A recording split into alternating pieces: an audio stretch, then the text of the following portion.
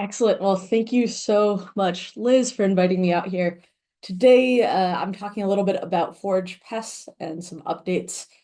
When we're talking alfalfa pests, we're really talking some old friends here, right? So our top insect of interest for that first cutting is the alfalfa weevil. Now, I was out scouting yesterday with my sweep net, and while it's a fairly buggy year so far, it's kind of perfect insect conditions. I was not seeing a ton of alfalfa weevils. In fact, I caught one adult and no immatures. The way the alfalfa weevils work is they overwinter as small snout beetles. So they kind of look like they have an elephant trunk going on there. They've got a brown stripe down their back that's kind of dark brown, surrounded by these two lighter brown stripes. They generally lay their eggs in late April, early May, um, and about 13 to 15 days after the larvae emerge. Now, these larvae look fairly like caterpillars. They look fairly like actually alfalfa butterflies or alfalfa moths that you might see those caterpillars, except they've got this distinctive black head and a white stripe down their back. And then you might find the pupal residue down the side or down on leaves as well. When you're looking at damage, it would look something like this on the left. So about 300 growing degree days in, you want to start scouting with a sweep net. I propose using a 15-inch net, visually scouting for those skeletonized leaves, or you could actually dislodge some weevils from those stems. And the critical piece here is 40% of stems need to be infested, and you need to be 7 days away from cutting to be able to take that threshold to spray. And if you're curious about any sort of spray active ingredients or any thresholds or identification, we put together this handy dandy guide in large part to the extension colleagues of mine on managing alfalfa weevil in Wisconsin alfalfa fields. We also have one of these up on leaf hoppers as well. But that includes the table straight out of A3646, which allows you to check in and see if you have the right actives under the right trade names. Now I'm switching gears a little bit to potato leafhopper. These are more of an issue during those second to third cuttings. They're small, they're green, they're wedge shaped. They're about an eighth of an inch long. They look kind of like this if you're looking under a microscope. They're true bugs, which means they have these piercing, sucking mouth parts or little straws that they stick into plants. And they do jump when they're disturbed. So if you're walking through a field and you see a lot of jumping, you have a good chance that you'll have potato leafhoppers in your fields. One thing to note is with true bugs, unlike flies or beetles or moths, the immatures really look like miniature versions of the adults. So they look slightly more see-through versions of those adults. And if you're looking at the life cycle, you can find this handy dandy chart over here with the adults overwintering in these or sorry, the adults are not overwintering in northern climates, but they do migrate up on southerly winds. So that means on storm fronts. So that means we can't do a great job of predicting when the adults are out in the field. Each adult female can put out 200 eggs, and they'll lay their eggs, which are kind of small and circular, and translucent, which will then mature into nymphs, and then the cycle continues. And there'll be multiple cycles per year. They do result in that substantial yield or damage yield loss, quality loss in the second and more cuttings. When you're looking out in the field and you see this yellow discoloration, chlorosis of the leaflets that might begin at the tip, progresses towards the base in a V shape. This is called hopper burn or tip burn. And then later, if you're really not managing it, and we're above threshold over here, you'll see that the chlorotic areas, instead of becoming yellow, will become purplish. And then if you let it go far enough, which I hope you don't, the leaflets will turn brown and die. And this is super problematic because it stunts and kills the stems or even the entire plant. But keep in mind, this may look like herbicide burn, right? So be sure to make sure that you haven't sprayed with an herbicide recently, or if you did, if this is much more patchy, it might just be herbicide burn. Now, thresholds are based off of sweeping. and they differ based off of the size of the plant. Right, so I would go out and sweep in 20 different locations, or sorry, 5 locations, do 20 sweeps, one with each step. Start scouting after that first harvest, that first cutting there. When the plants are small, when they're less than 3 inches, if you get 1 per 10 sweep, then it's time to do something. If the plants are 6 inches, that's about one every other sweep. And then once the plants get larger, you need multiple per sweep to see that benefit of that insecticide. And if you're curious on how to sweep net, this is the very first video that I did with the University of Wisconsin-Madison. I forgot my hat that day, so I'm wearing a Cornell hat. But basically, if you need a refresh on how to go through and sweep net, I would go to this video on the Crop Protection Network. We also have it copied into a number of the UW-Madison articles. However, we went through and did this really cool interseeding alfalfa study where we interseeded alfalfa year one with corn. We checked at 3 different locations. This is in large part due to a collaboration with Mark Renz and his previous postdoc, Rehan Shahib.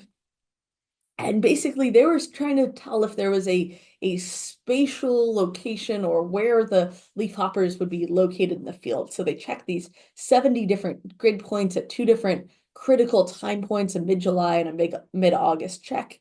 And it turns out that, like most insects, the leafhoppers were clustered. They were aggregated. They were grouped together. The adults tended to move into the field on the edges. So as they're flying up on those southerly winds, they end up in the field, but they really end up on the edge of the field.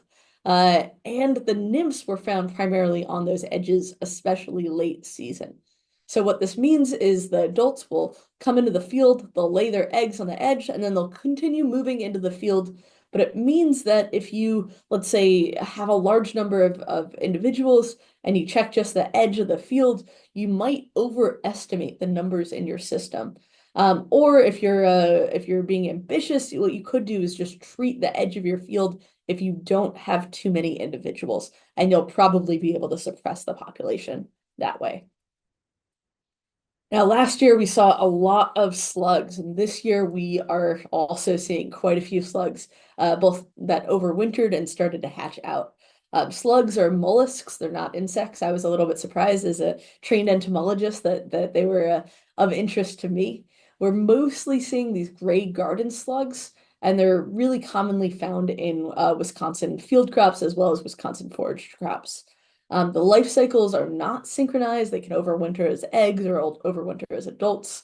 The adult females lay up to 500 eggs in a lifetime, and the adults can live more than 1 year.